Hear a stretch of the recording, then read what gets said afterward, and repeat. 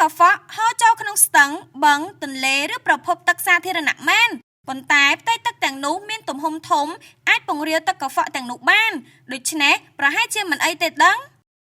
ទៅកាន់សំណួរបន្ទាប់តើមានអ្វីកើតឡើងប្រសិនបើយើងហែលក្នុងទឹកបឹងដែលមានទឹកកខ្វក់ឬផឹកទឹកនោះដោយចៃដន្យ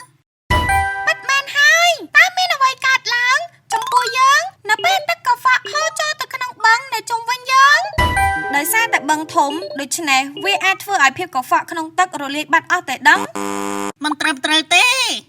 តាមពិតទៅទឹកបឹងឬតំបន់ដីសើមក៏អាចសម្អាតទឹកកខ្វក់បានដែរតែការសម្អាតទឹកកខ្វក់តាមបែបធម្មជាតិប្រើពេលយូរនិងទំហំដីធំអញ្ចឹងធម្មជាតិអាចសម្អាតទឹកកខ្វក់ឲ្យយើងបានដែរហ៎ពិតជាអស្ចារ្យណាស់បច្ចុប្បន្នដោយសារចំនួនប្រជាជនមានការកើនឡើងនិងការអភិវឌ្ឍទីក្រុងទើបធ្វើឲ្យសមត្ថភាពនៃការសម្អាតតាមបែបធម្មជាតិថយចុះមិនអាចដោះស្រាយបញ្ហាទឹកកខ្វក់បានដូចមុន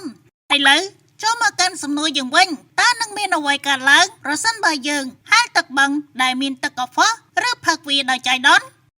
ខ្ញុំគិតថាវាអាចធ្វើឲ្យយើងមានជំងឺប៉ុន្តែមិនអីទេព្រោះវានឹងធ្វើឲ្យប្រព័ន្ធការពារភាពស៊ាំរបស់យើងកាន់តែរឹងមាំមិនត្រឹមត្រូវទេមិនអញ្ចឹងចុះតើមានអ្វីកើតឡើងទៅប្រសិនបើទឹកកខ្វក់នេះមិនត្រូវបានគេសម្អាត